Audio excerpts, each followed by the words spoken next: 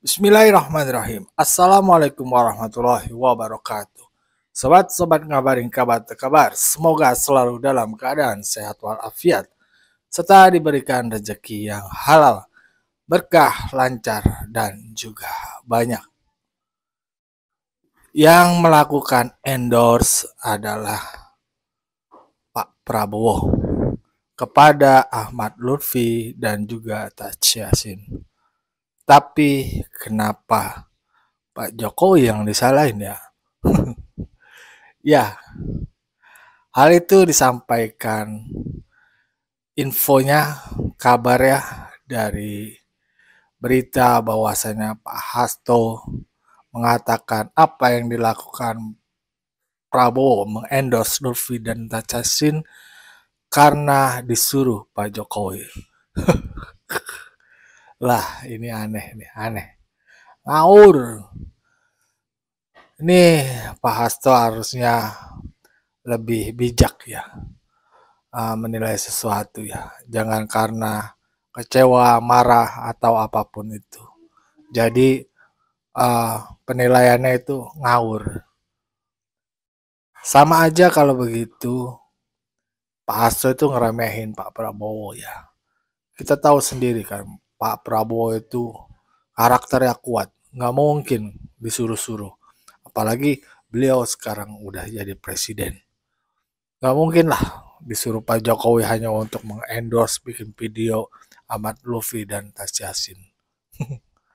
Nah, nih ada tanggapan dari Bang Zulfan Lindan terkait Hasto yang mengomentari Prabowo mengendorse Ahmad Lutfi dan Tas Yassin. Mari kita simak bersama videonya. Let's go. Saya mau bicarain tentang yang lagi rame nih Bang, soal pilkada, kaitannya dengan Pak Prabowo dan Jokowi. Ya. Nah, ini kan kemarin ada, ini pilkada Jawa Tengah dan Jakarta ini yang rame nih. Soal Jokowi dan Prabowo ini dikait-kaitkan dengan keramaian yang ada di Jawa Tengah dan Jakarta, karena kan calonnya Kim Plus ini kan kesalip nih menurut survei ya. Jadi kesalip, terus kemudian kan wah rame, terus yang terakhir itu kan video itu Bang, video Pak Prabowo yang menyatakan dukung Pak Lutfi dan Taj Yassin kan. Terus ada tuduhan bahwa itu bukan maunya Prabowo, itu disuruh sama Pak Jokowi gitu. Dan Pak Prabowo marwahnya itu terjatuh gitu gara-gara video tersebut. Menurut Bang Zulfan gimana komentarnya? Ya, saya kira kalau kita bicara survei ya dari kedua calon pilkada Jakarta dan Jawa Tengah, itu kan kejar-kejaran salip-salipan itu biasalah, ya kan? Jadi bukan sesuatu yang aneh.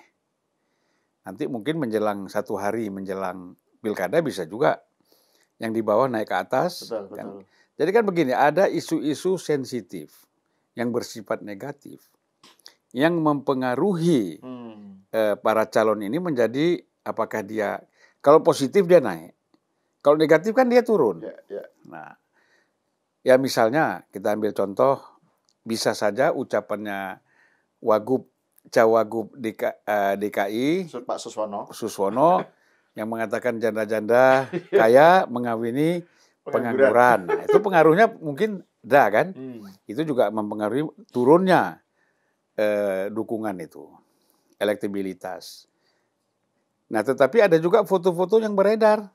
Misalnya di Instagram dilihat, orang lihat ada Rano Karno dengan yang ketangkap salah seorang dikaitkan dengan judi online. Judi online. Ya. Terus dihapus itunya. Nah, ya, tapi kan orang sudah sempat nonton duluan, betul. Sempat beredar. Nah, itu juga bisa mengganggu. Nah, kan survei itu apakah dia lakukan setelah itu atau sebelum?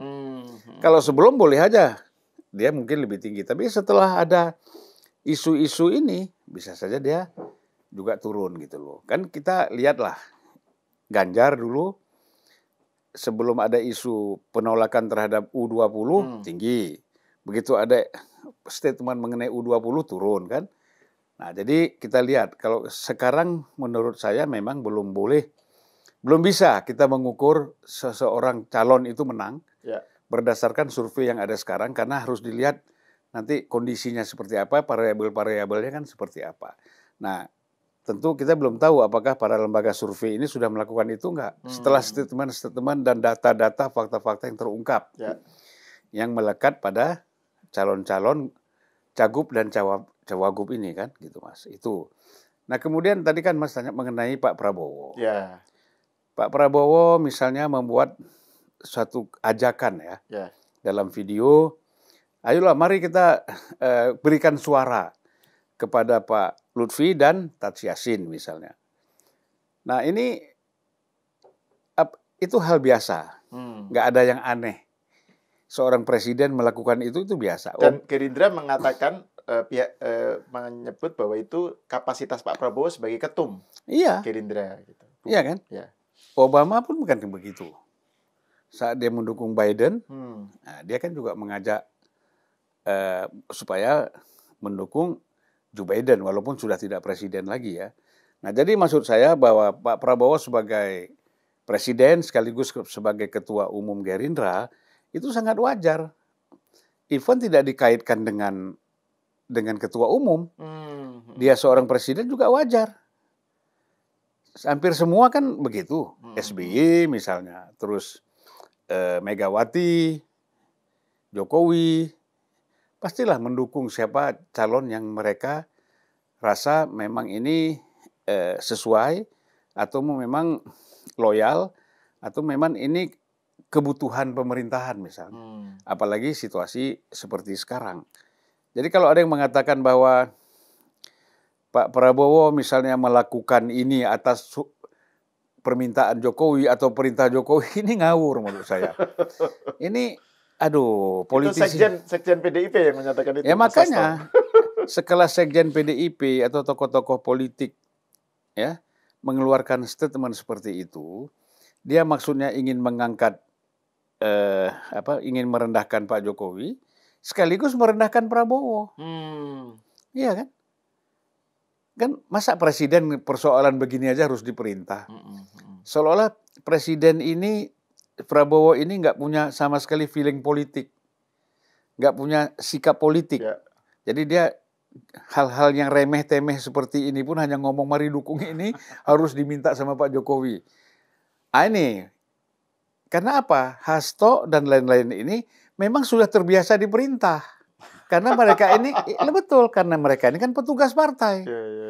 Jadi merasakan orang lain pun kalau melakukan sesuatu diperintah seperti dia diperintah sebagai petugas partai. Ya kan?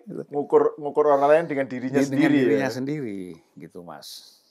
Ya kalau Jawa Tengah saya melihat tetap, karena faktor Jokowi itu besar sekali lah. Kita nggak bisa bilang, kita tahulah Jawa Tengah itu dengan kekuatan Solo misalnya ya. Basisnya di Solo misalnya.